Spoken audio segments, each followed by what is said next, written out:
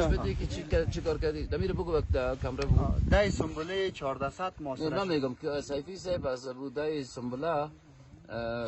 خاطرات نوشته کده ما یک وظیفه دادیم برش گفتیم که تو خاطرات نوشته کو ما هم ثبتش میکنیم که هم کتبی باشه هم تصویری باشه تا خدا هم بخواد یک روز از این بتونیم یک فیلم خوب برای همگی بسازیم که دای سنبله 1400 محاصره شدن فرمانده منیب امیری در خواب که احتمال اسیر شدنش میره تنها محاصره نشده بود ما شده بودم او باز بعدن بود او تاریخ شده تاریخ تعریف شده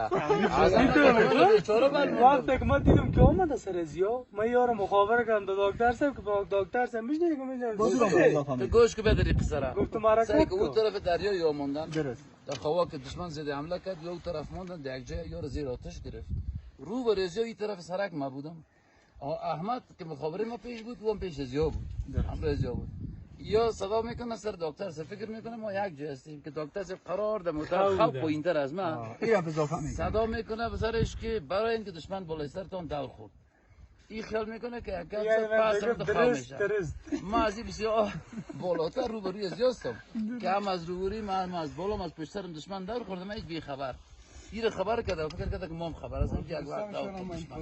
ما هم از مصدر بودیم به سختی برامون یارو یکم از سر آمده بود سر ازیا او را اضافه میکنه نه از سخت پیش دوازده سنبله 1400 شکست میشه دیگه کلیپ امروز ما که یک قسمتی از جنگ در خواک بود و پایان رسید تا دیدار آینده خداحافظ